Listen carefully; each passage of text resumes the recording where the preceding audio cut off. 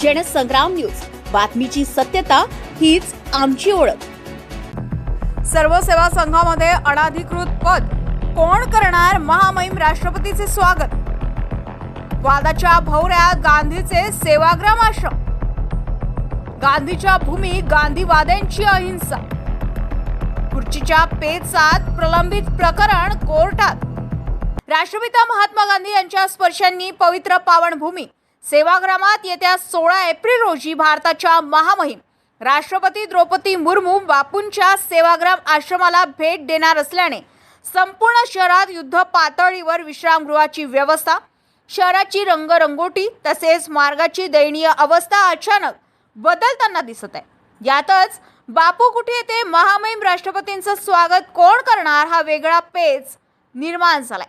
महात्मा गांधींनी सत्य, अहिंसा, सामाजिक सलोखा, समानता विचारांचा पाया रचून ग्राम स्वराज्य, स्वदेशी आणि सामाजिक न्यायाच्या मार्गाला पुरस्कृत केले। मात्र महात्मांच्या भूमीत सर्व सेवा संघ संस्थेत चक्क खुर्ची व पदासाठी गेल्या 7 ते 8 वर्षापासून धर्मादाय सहाय्यक आयुक्त व न्यायालयात संघर्ष सुरू असल्याचे चित्र आहे, ज्यामुळे खरे अध्यक्ष कोण आणि सचिव कोण?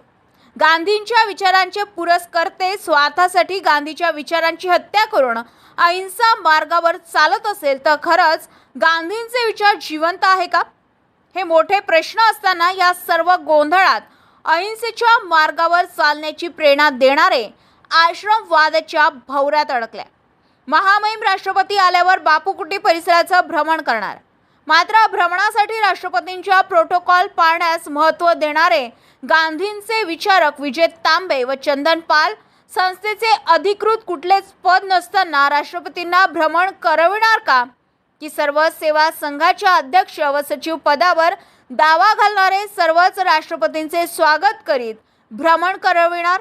सोबतच राष्ट्रपती महोदयांद्वारे वृक्षारोपणाचा कार्यक्रम देखील आहे। त्यामुळे बापू कुटी परिसरातील वृक्षांची कत्तल करण्याच्या गुन्ह्यात वन विभागाला दंड भरणाऱ्या सभासदांना राष्ट्रपतींसोबत वृक्षारोपणाची संधी मिळणार का? की सर्व सेवा संघ संस्थेच्या ट्रस्टीपदी अधिकृतपणे ज्यांचं नाव आहे त्यांना संधी मिळणार? हे बघण्यासारखं आहे। सदर परिस्थिती बघता राष्ट्रपिता महात्मा गांधींच्या भूमीत देशाच्या राष्ट्रपती येत असताना गांधींच्या विचारांची हत्या होणार का? हे बघणे लक्षणीय ठरणार आहे। पलाश उमाटे, जनसंग्राम न्यूज, वर्धा।